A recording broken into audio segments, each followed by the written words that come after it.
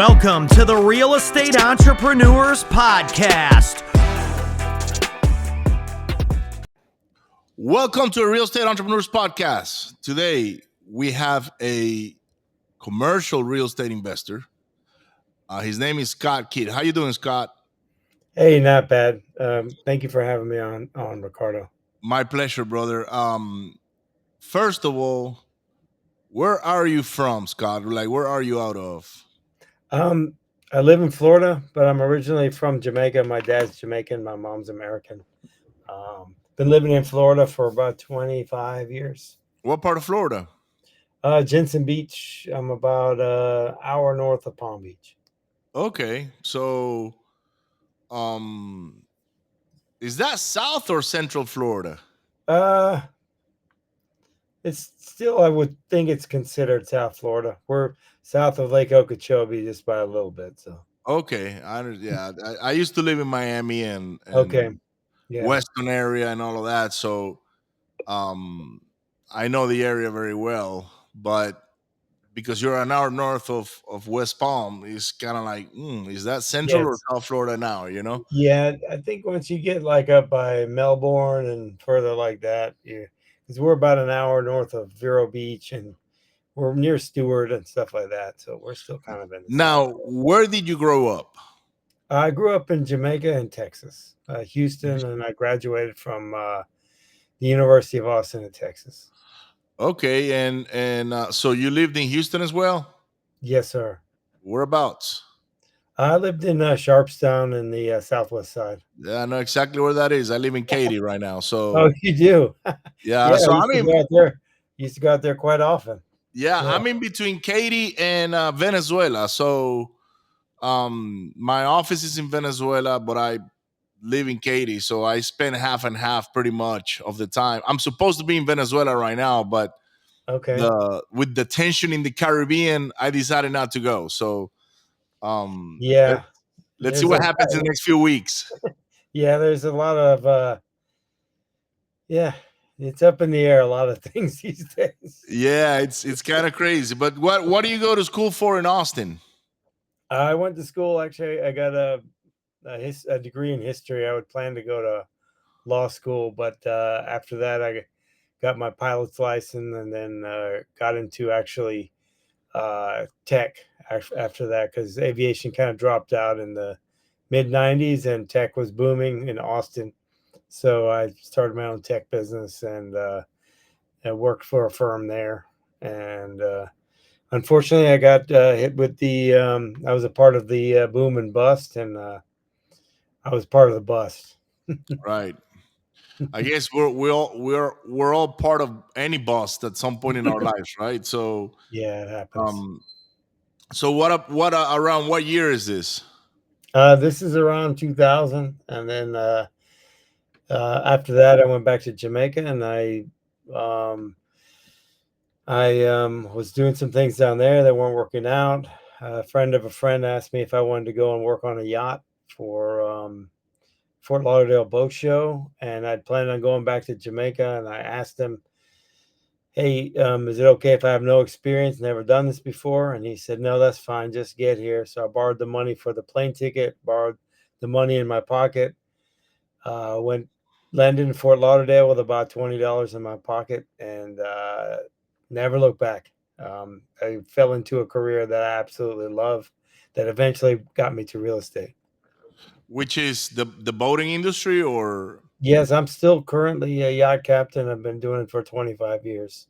I okay. work 6 weeks on, 6 weeks off now, and I still love being at sea. My kids are grown up now; they're in college, and I'm still doing it. I still love it. So, but the unique thing is, I love real estate also. So I'm lucky that I get two things that I get to have fun with. Amazing. I was in the Navy, so Oh, nice. yeah, so I spent quite a bit of time on a ship, and then I went to work in the oil and gas business offshore, and Oh, then I was on the oil rigs for a very long time. So I can relate. Like, I like the water, you yeah, me know. too.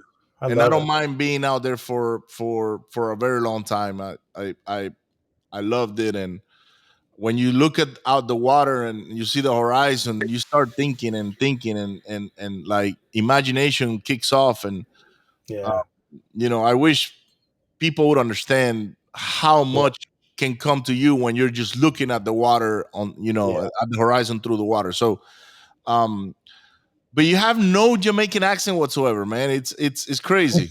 No, my mom's that was a she's a was a teacher for a long time. So and she's from America. So um, I moved when I moved to Texas was probably late '70s. So Okay. yeah, I was a guy that walk funny, talk funny. No, I'm this. I can relate because I was Yeah, born yeah, in Georgia, in Atlanta, but I was raised in Venezuela. So yeah, I do have an accent. It's Some yeah, people think I'm from Louisiana sometimes. Like south of I-10. The Cajuns, they got yeah. a They got a particular accent. That's a whole different world It there. is. It is a whole different world. It's a whole nother planet, probably. Yeah, I've I been remember. I remember I was offshore one time, Scott, and this guy comes to me and he's like, "So what part of south of I-10 are you from?" And I looked at, I was like, "Way down south, buddy." way He's down south, like, you way even have to further cross the south. Gulf and the Caribbean. And he's like, "What? I thought you were from Louisiana." I was like, "Nope, I'm from Venezuela, brother." So yeah, that was Yeah, what do they we were call both them? laughing, Yeah, they call them what coon asses, Coon right? asses, yeah, Yeah, they're coon asses. So, man, I got some great friends from South Louisiana. yeah, yeah. They're great Good people, people. man, Good, good. They're very family oriented, very, very welcoming. and They can cook. hardworking people too, man. They can cook anything into If it anything. moves, they'll Yeah, cook it or it's wrestle in. it. Yeah, it's in. It's Yeah, yeah, yeah. That's exactly what it is, man. oh So, yeah, all right. So you around the 2000s, you got on that bus in Austin. Then you went down to South Florida, started working on boats, and now you've been doing that for quite a while. I mean, that's wow. That's what 20 something years ago 20, already. 25 years I've been on the yachts, and I love the same thing like you. Looking out on the water. Gives me a sense of peace that that it allows for a lot of creativity in a lot of ways, can solve a lot of problems. It has a calming effect, and it's proven that if your brain is much calmer, you can come up with a lot more solutions, a lot more, you know. How big It's is the yacht you're currently working on? it's 50 meters, which is Uh, 164 feet. 164. That's Yeah. that's not a yacht, man. That's a ship. Well, nowadays they're like 5, 6, 700 feet. These guys are building now, so Right. they're like almost like almost the size of these cruise ships and stuff too. How big of a crew do you run? It's we have a total of 12, but 9 are on at any time. Some are on rotation. I'm on rotation, engineers on rotation, and so is the chef. So I do 6 weeks on, 6 weeks off, and right now I'm on. Okay, so you're on the yacht. Yes, I'm on. I'm on right now. You have your microphone, your camera, everything ready to go there to record Yeah, and produce I'm content. mobile. I'm mobile because I as the doing the podcast and starting my own podcasts and stuff has been absolutely a lot of fun. I get to meet a lot of interesting people and get to talk about and learn and grow about in a lot more ways than I anticipated. So I absolutely love it.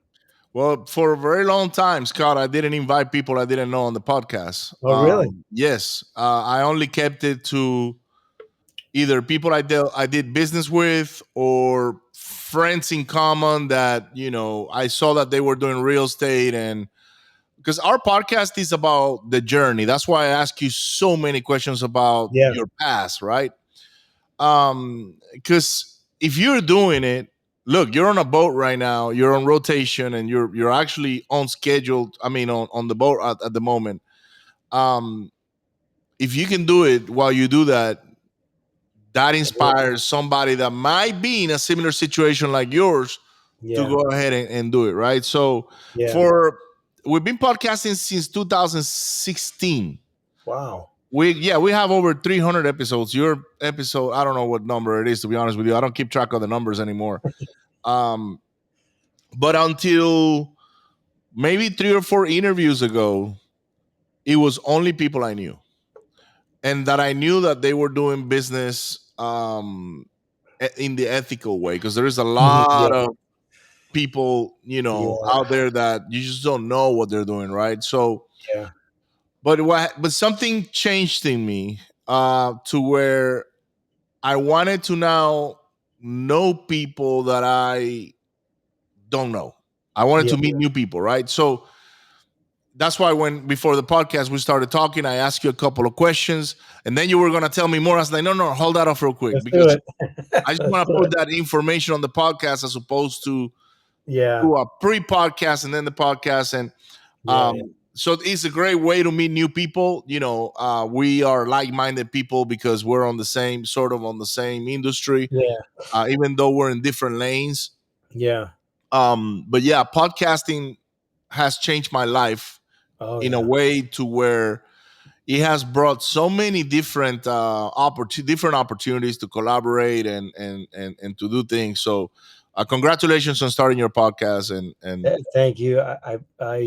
People had been telling me for quite some time to start one, and I said, no. And then I did an interview with a guy, and they they said, hey, you should probably continue doing this. And I'm like, well, I guess I'm doing this now. So then I just kept doing it, and it started bringing more people into my life, and then it's also grown to actually doing a second podcast with a good friend of mine, Eddie Austin, where we do.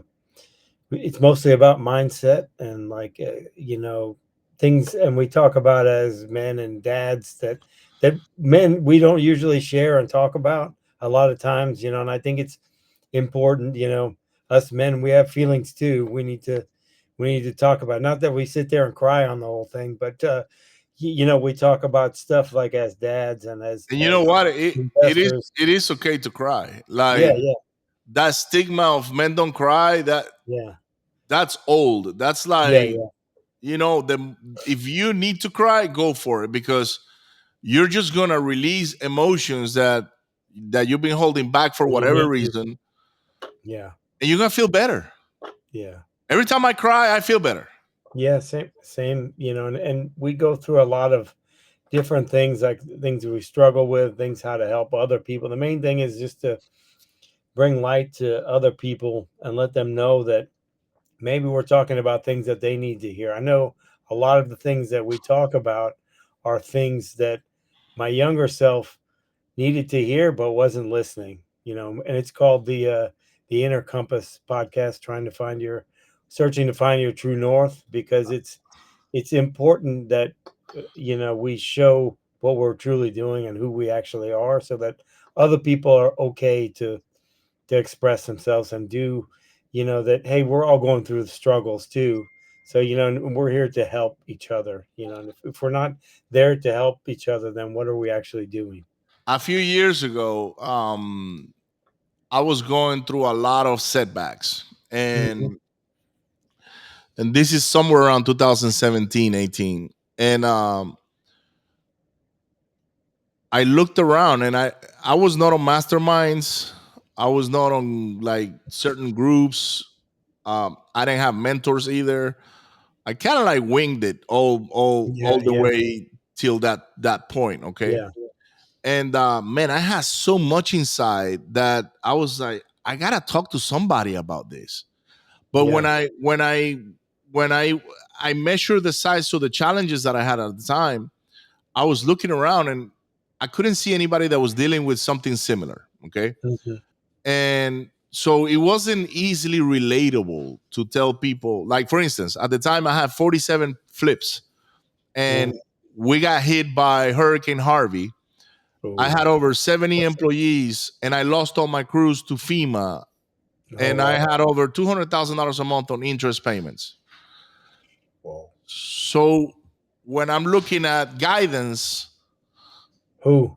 Yeah, I'm like, I don't know who can guide me through this. Like, I yeah, was on my own, and I went from being at the top of my game, not that I ever lost that, but I was falling. I mean, it was a free fall, and it was going down hard. Yeah, that's a I big went problem. from being a multimillionaire to not have $50 to put on my wife's truck, on the Yeah, gas. So that kind of tells you the idea, right? And man, I was holding all that in, and then I said, man, I have to do something about this. And I started a podcast called The Truth Behind Success. nice. And I ran probably for about, I would think it was about maybe 40 episodes, where it was just me telling the world, hey, this is all the stuff I'm going through. And if you're going through something similar or something that looks like it, just so you know, you're not alone. Yeah. And I just put that out there, right? And at the time, this podcast used to be called Renovating Riches, because I did have a co-host. His name is Dennis. Hmm. Um, and we used to be business partners. He's my brother from another mother. We're no longer business partners. We're still brothers. And I was also going through a like identity crisis with the podcast, because I'm like, Dennis is not present. I don't know that the podcast is the same anymore. Now I'm just talking to Scott, for instance, and Yeah. he's not asking questions. And that's when, as soon as I was done with the truth behind success, and I felt like I vented everything out, I said, okay, I don't think I need to talk about this anymore, or at least I don't have anybody to do this podcast with. But by the way, I'm gonna rebrand Renovating Riches to the Truth Behind Success, to the Real Estate Entrepreneurs Podcast. And then we relaunched it, and now we're on episode whatever, like I was telling you earlier. But I congratulate you for doing what you're doing, because those subjects on the people that sometimes we just don't have somebody to talk to, and if we can listen to Yeah. a podcast like yours where Yeah. you talk about those particular challenges, I Yeah. bet you're gonna save some lives by doing that. Yeah, and that's what the hope is, it doesn't matter to me the likes or the all that comments or whatever that is. If we maybe help one person, per episode, then we've done our job. It's one of those things where I always get up in the morning, I always try, one of my main things is to try to help one person a day in anything, even if it's just holding the door, packing some groceries, or helping somebody carry something, or walk, or just listen to somebody. I think those things are important, just because as we get more into this social media and the AI, the human connections are much more important. We have to look out for each other. We have to, do things that help one another, because it's easy to scale back and just not interact with people. We don't have to go to the grocery store anymore. We don't have to go shopping anymore.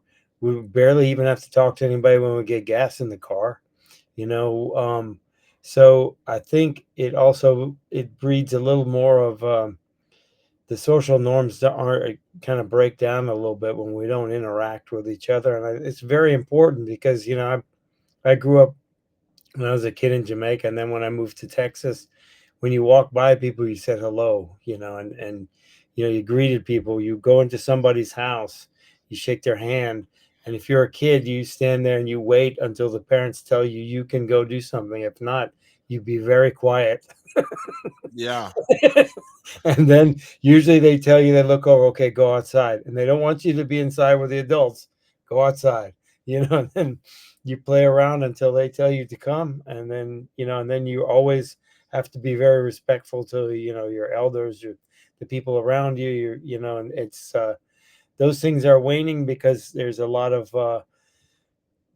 for a multitude of reasons, and I think we have to get back to the point of just caring more about other people than ourselves, or else none of these all these outward problems that we're having in society and everything, they will change if we just look how we can help other people a little more. I think it'll make everyone realize that we're all going through the same struggles, the same things, and that was the whole mantra of the podcast, just because we wanted to talk about mindset and stuff. And I on my podcast, the Yacht Captain Investor podcast, it's a lot of times we talk about the mindset of the real estate professional, the entrepreneur, the real estate investor. It all kind of comes back to the same thing. That the best investment you can make is the one you make in yourself, Yeah. because you know no one's at the end of the day, you have to figure it out. People can tell you as much as they want. I when I was young, I made sure and did everything the hard way. I didn't listen to anybody.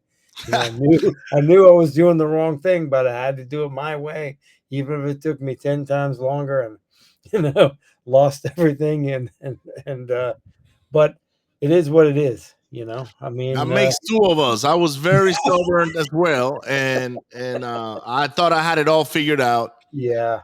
Well, Um, I think so I think the difference is I knew I didn't have it figured out, but I still did it anyway. I'm looking at your channel right now. I just subscribed to your channel, so Oh, nice. um, Thank you. yeah, my pleasure. By the way, we produce YouTube channels, and Oh, and nice. we know how to grow them organically. And maybe we can chat after we're done Yeah, about your that would channel be a little bit. great, man. I'm open to any help. When I'm always open to give help, and that was a harder lesson I had to learn too, is how to receive. If somebody's willing to help you, just take it graciously. I used to just think, no, no, no, you don't need, because in the bottom, Where did you learn that? uh, to receive. Yes, Is I learned it at a younger age, and then also had a coach that told me, he said, if you seem to give a lot, but you need to be ready to receive, or it breaks the cycle. It doesn't come back to you. right, Yeah, and it doesn't need to come back to you. But if someone, and when I was taught is, if somebody, is younger, if somebody thinks highly enough of you to give you something, goes out of their way, you have to take it graciously. Like, if we, when I was a kid, you didn't have to call our house to come by or anything like that. And if someone thinks enough of you to come by and spend time with you, the door is open. that's how it is in Venezuela as well, right? Yeah. The thing is, in the U.S., you almost have to make an appointment for everything, Yeah, even the kids, you know, especially and the kids. yeah, I know that my son, if let's say my son has a friend here where we live, and somebody comes and knocks on the door to go play outside, I would think that's weird. Yeah, yeah, I'm like, what? They didn't send a text message to yeah, yeah, schedule, a play date or whatever. yeah, In Venezuela, you go knock on your neighbor's door so you can borrow some ketchup. yeah, yeah. Hey, you have some ketchup. I ran out of ketchup. They're like, oh yeah, here's the ketchup. Don't worry about it, right? Most of the time, you don't even knock. You just bam, bam, and you open the door. Hey, And then you just walk in. Oh yeah, yeah, go or you shout at the front. You shout go out by the front door. Hey, go to hey. the fridge.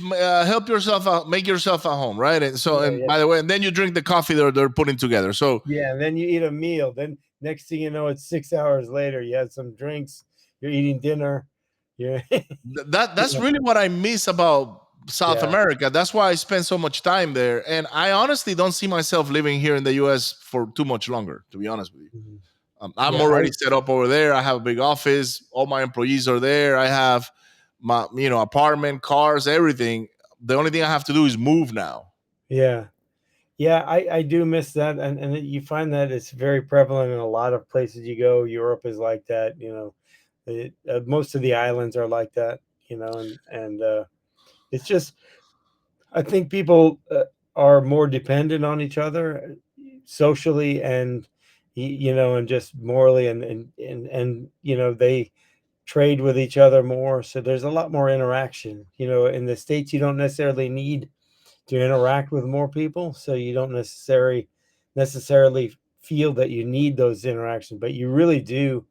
That's why I think it's one of the root causes of a lot of the problems, where you see, where people, they feel unwanted or unheard, and they go and do some terrible things. Yes.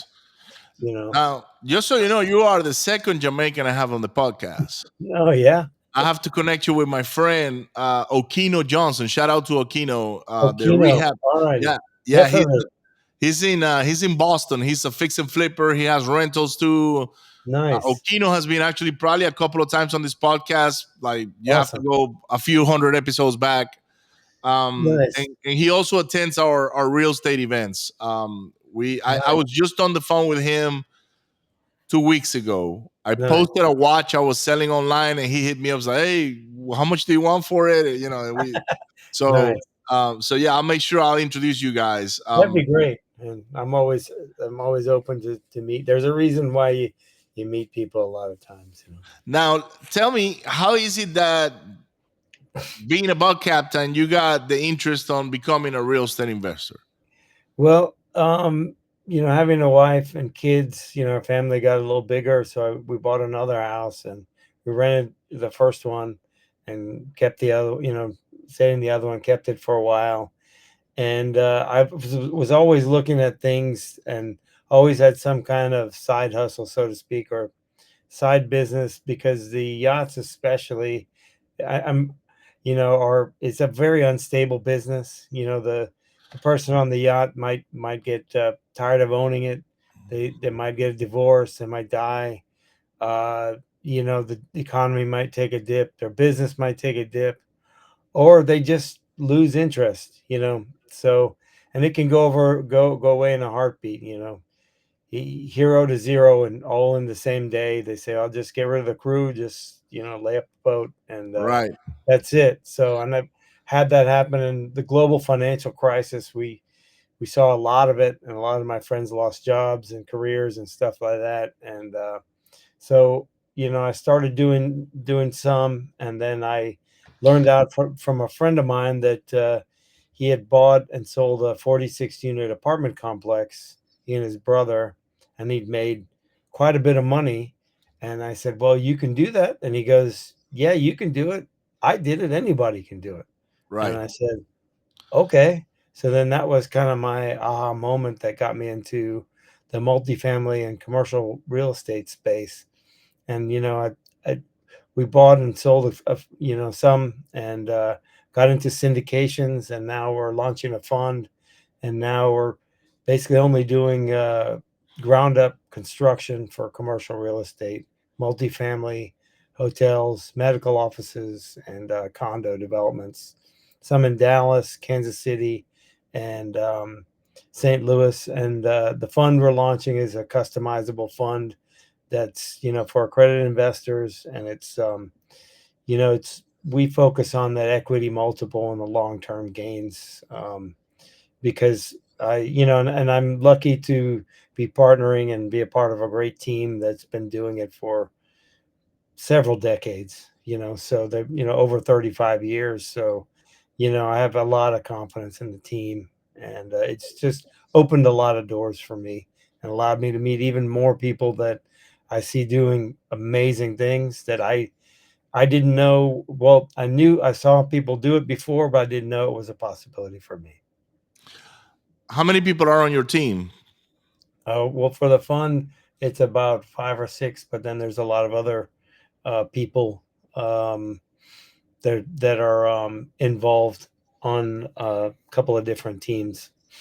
On the development side is full team of acquisitions and development and everything, but we're mostly on the capital side. There's about 5 or 6 of us.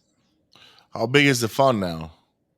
Well, we just started launching it, but we have the opportunity for it to be, and it will be a multi-billion-dollar fund, because we have 3 or 4 multifamily, multiple parcel projects, and then potential for up to 30 hotels and quite a few medical offices to come in as well. And we're building it up to scale to where we have um, we can we're finding strategic equity partners and co-development partners so we can do multiple areas at the same time.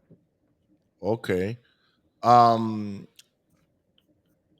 so an accredited, your target is accredited investor. So I'm gonna assume it's what, a 506C or something along those lines. Yes, a 506c, and we're also sourcing institutional equity, like private equity groups, family offices, fund managers, ultra high net worth people that are already real estate investors, other co-development partners and partnerships like that. What's the main way of attracting those investors for a fund that big for you guys? For us and for me is going to a lot of these capital events, where a lot of high net worth people are. Um, the just getting yourself out there and reaching out to people on LinkedIn, on the podcast. I do a meetup myself and I invite a lot of people too, and I go to a lot of these family office club events and things like that. um, Surprisingly, I have a lot of people in my network from working on the yachts, but most of those are a lot of yacht related businesses. Other yacht crew, they work on the boats. They don't have a lot of expenses, and a lot of times they don't know what to do with the money. Yeah, So, and real estate is a great thing that might not necessarily uh, be the right fit for us now, but once they've gained a certain, you know, amount of experience, but a lot of captains and engineers are very savvy with real estate, and there's quite a few people like that in the network. And the meetups help, the podcast helps, and I do a lot of social media outreach, and I go to a lot of high net worth events and stuff, and talk to a lot of different people, and I get quite a bit of referrals from other real estate investors just by you know constantly putting myself out there in front of people and speaking to them about what we're doing. And usually it's not necessarily, it may not necessarily be for them, but they usually know someone, especially if they've done business with you before. They usually, how referrals, and it doesn't take very many people to really start, because once you make a few people happy and you have the alignment of interest, it kind of snowballs from there. yeah. Have you ever met Tim Mai? Yeah, I go on his actually I was on his thing today. Oh yeah, with Yeah, Tim. yeah, No, yeah. no kidding. Yeah, yeah. Tim's great. I wanted to go to his event, but I'm on the boat right now. So until middle of October. So and he's in Houston. So yeah, I one day I'll make it to one of his events if it's once my times line up right. But he's great. Really, really very great attitude. Very happy, positive person. Him and I like going on those his events because I always learn something, and I always meet a lot of people that are not necessarily doing what I want, but hey, that sounds interesting. I didn't know. Hey, I didn't know you could do it that way, and then and always learn something. So it's a very positive group. I really like it. I have to bring Tim back on the podcast because the last time I believe I interviewed him was for this is probably years ago. Um, he was just opening up about a bunch of setbacks he had at the time. Then he started the Hero Coaches, Yeah, which yeah. was for coaching, and I went to Capital the raising. one in the Keys, and I went to the one in Jacksonville, and then I did go to a one in Houston. But then he switched over to the capital racing side, and I haven't participated ever since. So, Yeah, yeah. but yeah, He's a great guy. I liked him. He's always willing to help, and he helps a lot of people. there's another guy you have to connect with. I don't know if you know him. You may know him because you guys are all on the same kind of like lane. Brad Blazer. Oh, Um, okay. Yeah, yeah. I met one of his people one time, and I do need to reach back out. I've been to a couple of his online events, and he's pretty no nonsense.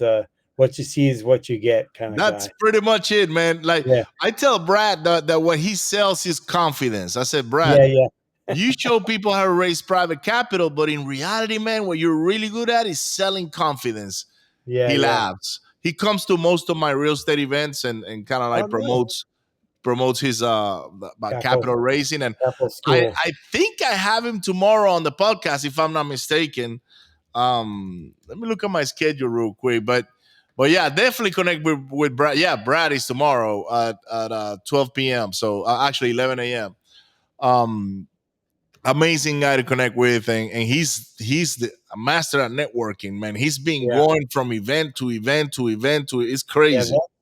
That's really, if I could give anybody a tip if they're raising money, is just always be networking, whether it's online or whether it's in person. Go to all the events, go to the meetups, you know, and just create the relationships. Don't please don't go there and just start talking about some deal you have, because that can get pretty annoying for most people. Just build the relationship and find out who they are and see if maybe you have an alignment of interest.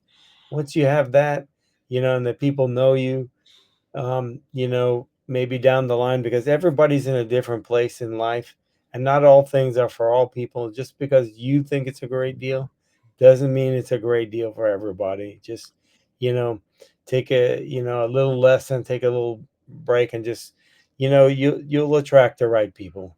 It just takes time. You just have to. I know a lot of times we have a deal going and we feel a lot of pressure, but if you relax and just, you know, do a search through your network. I'm sure there's plenty of people in your phone that you could call, or plenty of people online you're connected to that you could reach out to and say, hey, I'm looking for X, Y, and Z, and just always be networking. It's just a way of real estate, and I would add that I when I first started, and the people told me that hey, you find the right deal and everything will fall into place, and I was a part of some masterminds, and I thought that because I was in the mastermind that if I found a good deal that they would help me because that's what they said.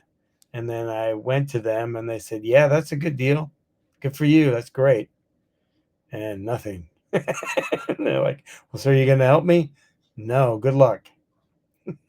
Why wouldn't they help? Like, well, why do you think They they didn't? didn't tell me. They just said, "Well, we have a few other things going right now," and they kind of said that to a lot of other people. So I kind of saw that was just really more of A money grab. money grab, yeah, than anything else. So I said, "Okay, I'm done with this group, and what I'll do is, eventually came full circle to focus more on, it became." A reality to me that, hey, if I have 10 deals and I walk into a room, you know, hey, I have 10 deals. People go, oh, that's great. You have 10 deals. But if I come into the room and I say, hey, I have 10 million to deploy in the next 3 months, I will get the best deals. Yeah, it's all about the approach, right? Yeah. So I've been on masterminds for quite a while now, and Yeah. I just exited one of the masterminds because I was in it for 5 years, and Outgrew it. I didn't outgrow it. I wouldn't say that because that's one of the most valuable masterminds I've ever been to. But I wasn't participating anymore like I Ah, was at some point, and it got too big as well. So it also conflicted with my wife's birthday. So every oh, time we meet, it's during her birthday, and I wouldn't be with her. I'll be in the mastermind. yeah. So little by little, I started kind of like detaching myself from it, and Yeah. I moved on basically. But Yeah. um, Alignment of interest, probably, you outgrow, you're not really outgrow it, but like you're not synced up anymore. So then it just kind yeah, of, it was more on me than anything else. So I yeah, wasn't yeah, in sync. I wasn't, attending the meetings like I should. I wasn't getting on the Zoom calls, and eventually the founder and I just had a conversation, and it was just better for me to move on, and it yeah, and was good.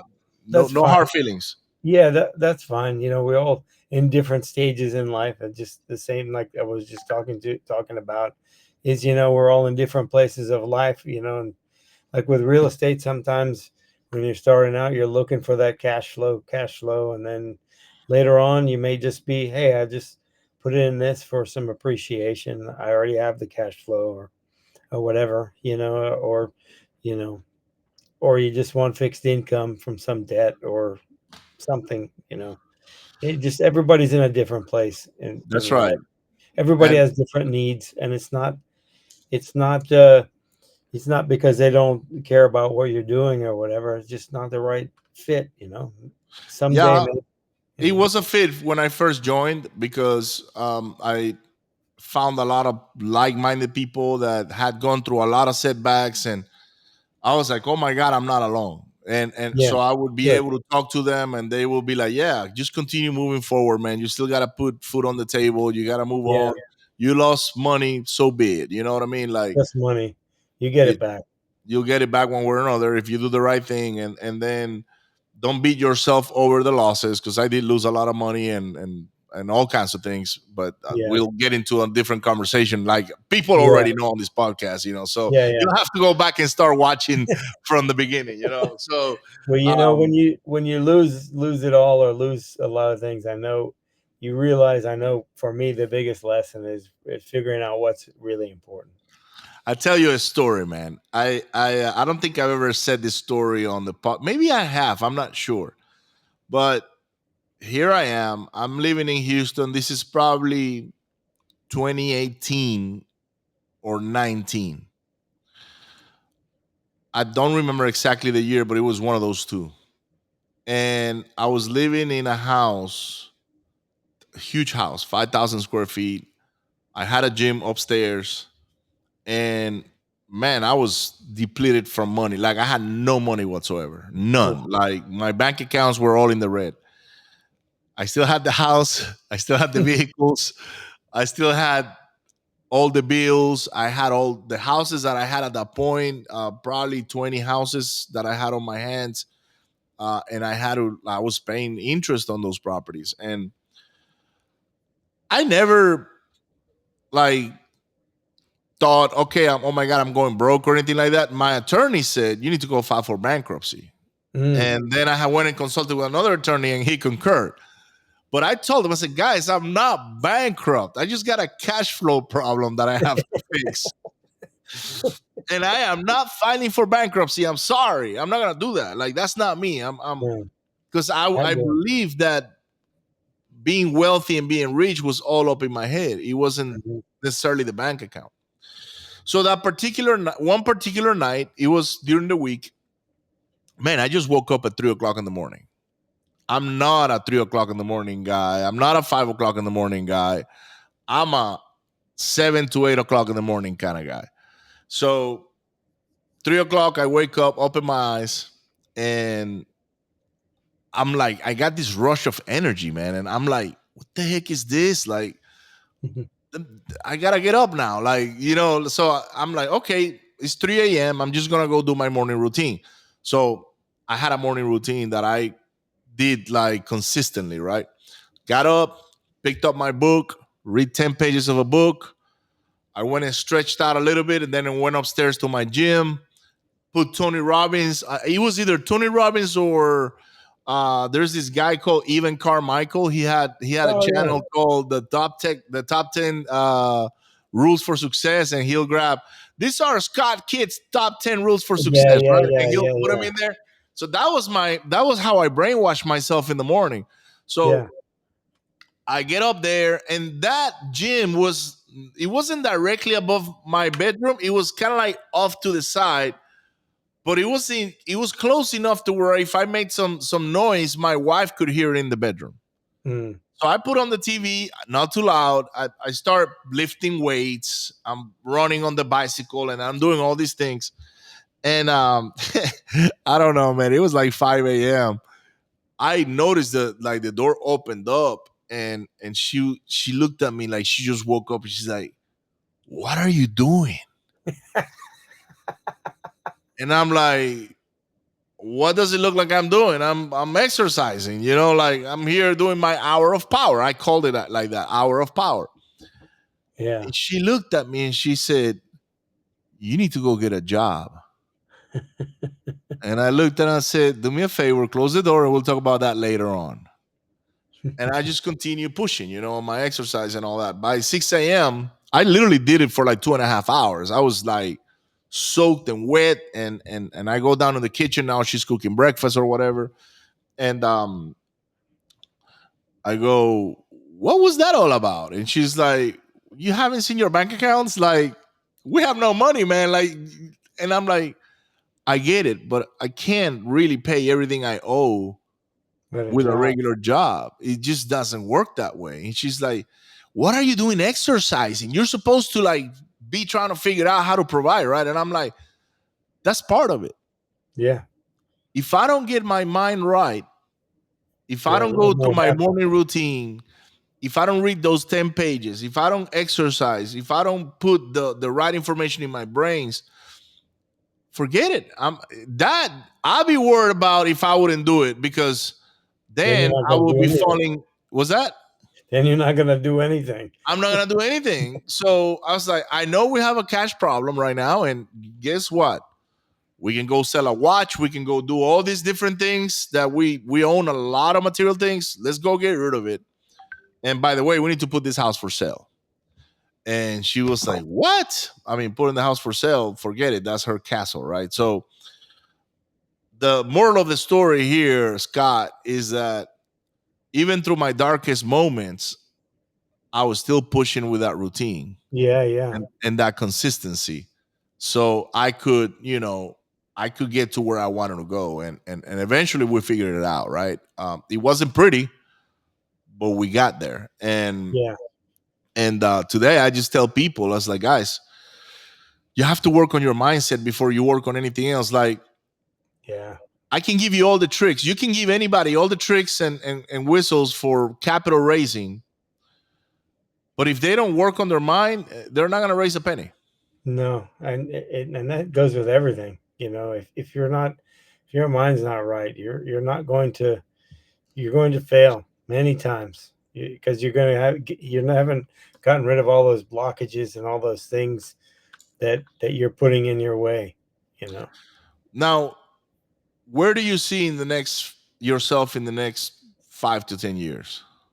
5 to 10 years, I will be working on the fun still because I still enjoy that, and we're going wherever that takes me. And within 5 years, I'll be making the decision whether I you know keep reassessing whether I choose to still work on the boats or not. If it's still fun for me and if it's still passionate for me, I'm still going to do that. But um, focusing more on my family, the older I get, the more important that becomes. Spending more time creating opportunities where I can either work with my family or do more trips together, do more experiences. Because I'm not a real materialistic person, but I like to create a wealth of experiences. Like, I think travel is a big one, especially Oh, I love traveling. for the kids. We were very fortunate that I worked for some great families where they put us up in, once they put us up in Italy, another time was Martha's Vineyard, another time was on the Chesapeake, and we traveled quite a bit ourselves as well, and going back and forth to Jamaica, going to the Bahamas, coming and visiting me, and and other places in the U.S. And that set the precedent for them, my kids, and my wife. My wife loves to travel anyway, but my kids, when they're little, they like new experiences. And I think it's very important, especially at a young age, for kids to see other kids and other people in other areas, other cultures, because the more places you go, the more you realize that we're all kind of the same, doing the same thing. Now, being a boat captain, have you taken your family on a cruise? Not on a cruise, but I've taken them on the boat. They've been on the boat with me. Actually, my youngest daughter, the first guy that gave me my captain's job, he said, "Look, you and your wife and your kids are welcome anytime. Come and stay as long as you want." Um, they were a very traditional yachting family, and very family oriented. And I was like, they treated me very well. Let me tell you something, man. I made a mistake for many years, which was not going with my family on a cruise. Oh, Why? Because I spent a lot of time offshore. I was yeah, yeah, in the Navy and then on the rigs. And And I was like, okay, a boat, whatever. I've done that. Yeah. I was completely mistaken. I took them. I recently just went on my first cruise, Yeah. like a month ago, and we loved it. Now, Really? yes, it was like, yeah, because how old are your children? They're 20 and 19. One just turned 19 Saturday. They're almost adults already. So Yeah. plenty of things to do, man. Like my Yeah. my kids are a little younger, so I have a 9 and a 6, and this particular cruise had these water slides, and I mean they were there all day long. I don't Oh, I know how many bet. times they went through the slides. Then there's free ice cream. There was free pizza and free hamburger, and the hamburgers were amazing. I mean, I was Yeah, like, yeah. wow, this is crazy. Well, what's good about those cruises, what I heard is like the kids, if they're young, they want something to eat, they just go up and get it. They just go You grab know? it. Yeah. And And for that's adults too, if you're hungry, just go grab it. And so whenever, I know that you are on the water all the time, but I tell you this, man, it's a whole different experience. I'm already planning my next cruise with my wife and kids. well, I would like to take them on the one up to Alaska because I've been to Alaska on the boat and I thought it was an amazing place. Beautiful. It was cold and rainy and stuff a lot of the times, but when it was sunny, it was epic. It really, really was. And I would like them to see that place. And plus the boats are a little smaller, and I think it's a little more intimate. It'd be a little more fun. Maybe get to know some of the other people on there, and maybe I meet some pretty cool people there too. Now, Scott, how can people get a hold of you? It's pretty easy. Investwithscottkid.com. It's got my podcasts on there. I'm soon to release some courses and stuff about personal branding and real estate courses, just because I have a lot of people ask me a lot of questions about a lot of these different things, and I have not had the time recently to dedicate to that. So just building out some courses so that they can find out a way that they can do it themselves. But investwithscottkid.com. It's the easiest way to find me. Everything's Awesome, there. man. Well, thank you for being here today, Scott. I appreciate you. It was great to get to know you. It's the first time we actually had a conversation. And guys, don't forget to hit share, like, and subscribe. The Real Estate Entrepreneurs Podcast. Go to YouTube, hit the subscribe button. I would appreciate if you do that. This episode is not sponsored by anybody. It's sponsored by myself. So the way that we fund this podcast is by you guys hitting the subscribe button. So with that being said, Scott, I appreciate you, brother. You have a great day. Thank you so much. I really appreciate you having me on. It was great talking to you. Great meeting. I'm sure we'll be talking again soon. We will. Absolutely.